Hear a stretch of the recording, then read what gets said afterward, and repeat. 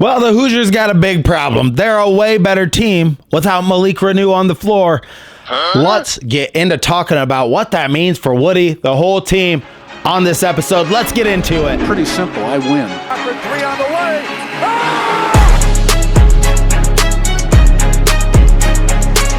Hello, guys, and welcome to Indiana Sports Connection. I am your residential anchor, Aaron. Thank you so much for being here and being part of this Indiana Hoosiers community. And happy snow day to all the people. If you're staying home, that's why I got my pajamas on today. I'm taking it easy.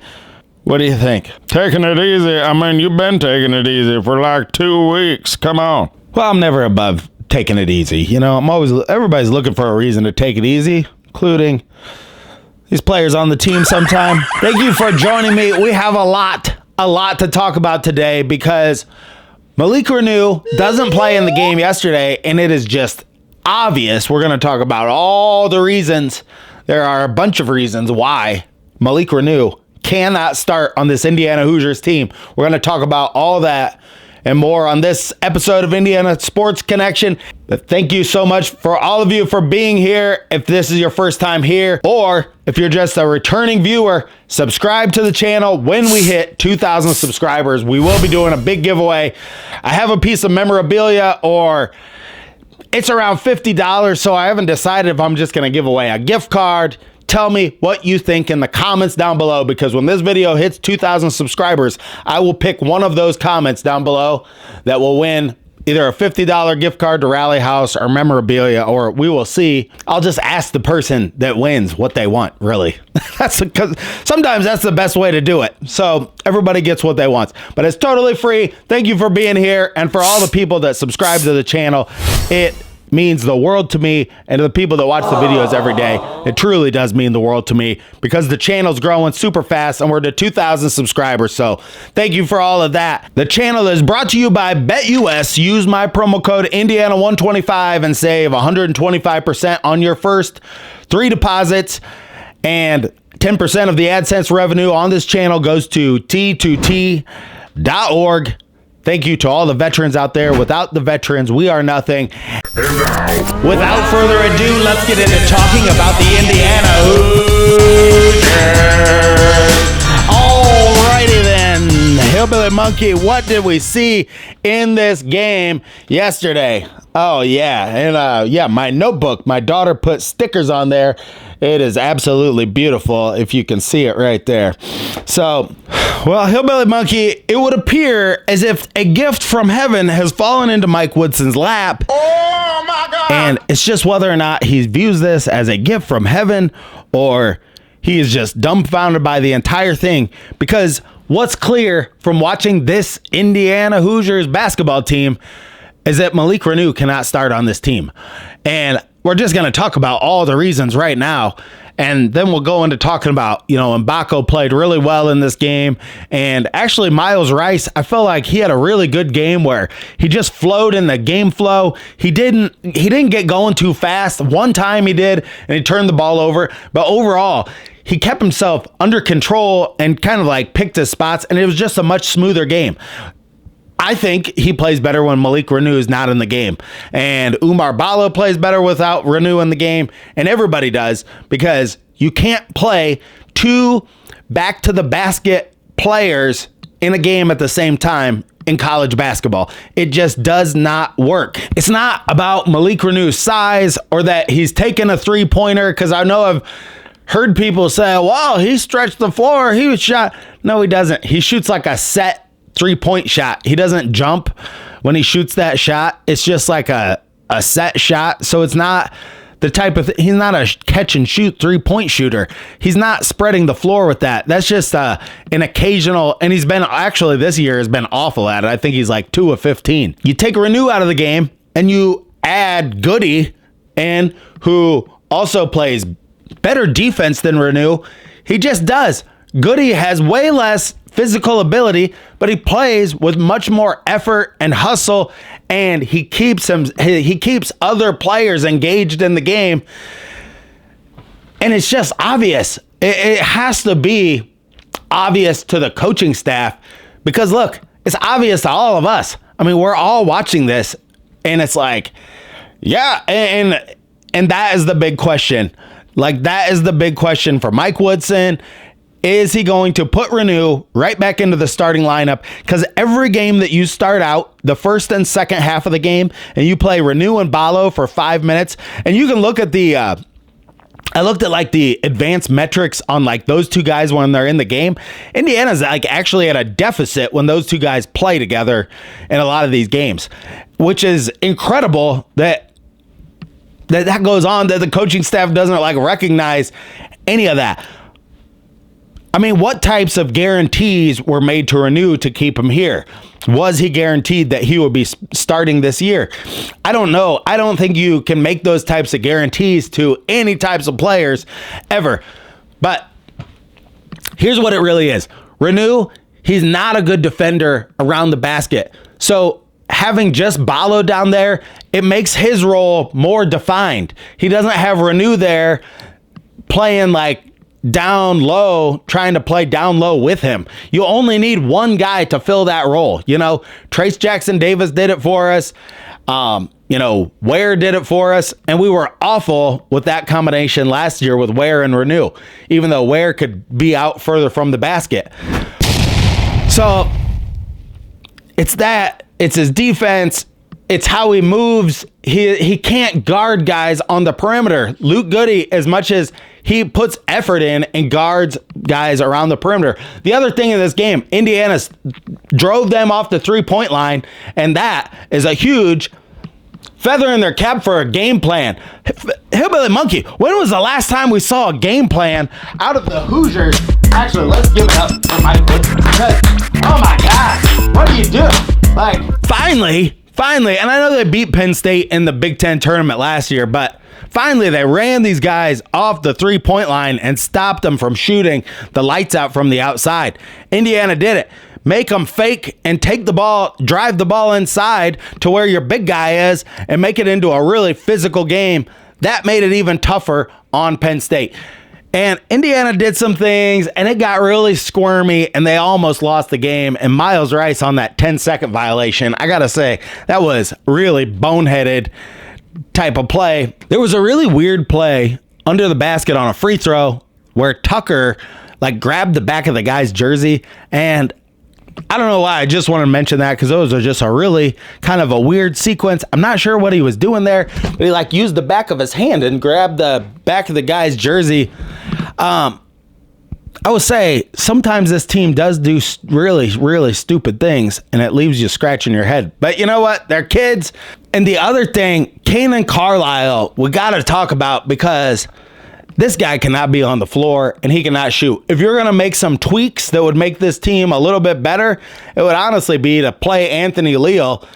I mean, we paid $5 million for a roster that Anthony Leal is a better player than Carlisle, because he just knows where to be and he knows what he's doing out there, and he just plays with more confidence. Carlisle, he is like hunting shots, and he is just does not look good when he's shooting from the outside, and he kind of looks out of sorts. Doesn't look like he does anything within the offense. And look, Indiana's offense yesterday was really rolling, and Penn State lacks size inside, and Umar Balo, they had no answer for him. At certain points of that game, it was like, give it to Umar Balo. He had 25 points. And look, I'm just going to say, this is a perfect soup of stuff for Mike Woodson. It's like Balo went out to the bar, right? This is how this all played out. Like, Balo goes out to the bar, and then he gets, lambasted on social media everywhere. So now Malik Renu goes down hurt, and this could not be like a better type of soup for the Hoosiers and Mike Woodson, and it all just fell right in his lap. It was like, no soup. What do you mean there's only soup? Means there's only soup. Well, then get out of the soup aisle. All right, you don't have to shout. Right in his lap. It was like no buttons or anything like that he pushed.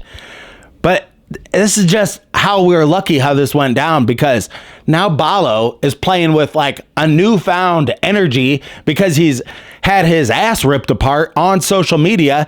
And now Malik Renu is injured, and this couldn't be anything but the best thing for the Hoosiers. And look, I'm not going to sugarcoat it. The team is better with Renu out. Like, he can play off the bench, but you cannot rely on this guy because of his foul trouble, and he's just as inconsistent as everybody else.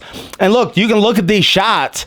Look at Balo when he is operating on this play. Look at how far all of these defenders have to go to get to him. And you're going to leave these 3-point shooters, which you got Luke Goody on the floor to start instead of Malik Renu. And you got just one more shooter out there, and you're able to space the floor in a way that it actually makes sense for college basketball.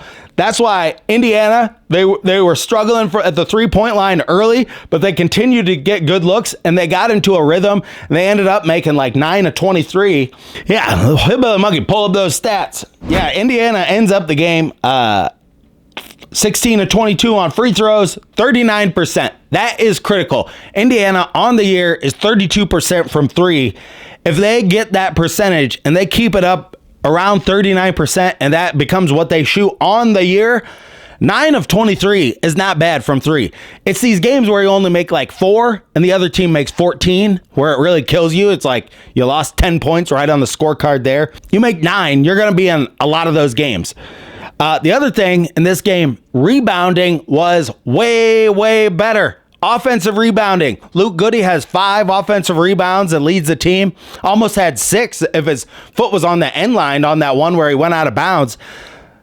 That's another thing. Malik Renu does not get physical and rebound. He doesn't have a good sense of where the ball is going to go. You don't see him react fast enough. And that is one of the other reasons. When you have Renu out there with Mbako, and look, we know Mbako, right? Mbako, Taco Mbako, right? Oh, we have a new character on the show. Oh, hi. I'm a taco that was eaten by a pothead at 2 a.m. You are. Well, you're weirding me out a little bit. So, go away. Oh, okay. But if I see you out at the bar, I'll never tell. But this is why it's much better. You got Taco Mbako on the outside with Luke Goody, and you got, look how this is spread out. Just look at this clip right here where it's like you got Bryson Tucker. It opens it up for everybody when Renu is out. I mean, you got more shooters out there. You can just see, and Renu is not, I hate to rip on this guy totally in this episode because he is a good scorer around the basket. It's just that we have a guy on the team who's a better scorer around the basket, and Umar Balo. And look, we paid $2 million or whatever to have this guy. I think Balo should be the guy out there. And I don't care if you go to the bar 5 nights a week. I care about performance. Play hard when you were out there on the floor. And Balo played hard in this game. And he looked like he gave a shit and he wanted to be there. It's the times when, you play like crap in game after game after game, and then you're seen out at a bar, and that's where the bad look comes in. Is because you're not putting the effort and the time in to the craft and what you're doing. And that's what it really is. Hillbilly Monkey, am I right on this? Carved from the sands of the Wabash River and formed into a monkey lamp that's sold at Home Goods. It's the Hillbilly Monkey Perspective on Indiana Sports Connection. Oh, you're damn right on this. I mean, this old boy, he got to burr up his ass all of a sudden because people be ripping him a new asshole. And I'll tell you what, Malik Renu, you are right. He don't try to ever be physical with anybody on the basketball floor. And he just seems like some kind of a goofball that does not help people stay engaged in the game. He complains all the time about calls. He gets fouled out of the game instantly. He does stupid plays that take other guys right out of the entire game. I can't even speak. I'm just so mad about sometimes when I watch him play, it really makes me mad. That's touching. Makes me mad too.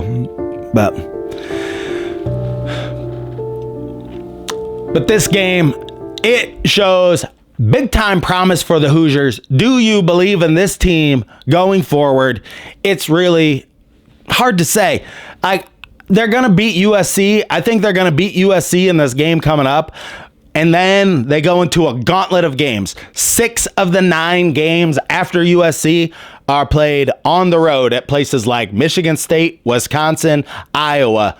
These are all going to be really, really tough games. The other thing that helped the Hoosiers in this game is it was on a neutral floor, and there are a lot of Hoosier fans in Philadelphia. So shout out to all the Hoosier fans out there in Philadelphia for going out. They had a Hoosier chant going there. So it wasn't like going to that hole that Penn State plays in, the happy hole or whatever they have. Huge victory for the Hoosiers. They beat USC. They can go to 4-1 in the conference, and then with the gauntlet of games coming up, it's right in front of them. Look, many people think, I just want Mike Woodson fired. Mike Woodson could save his job.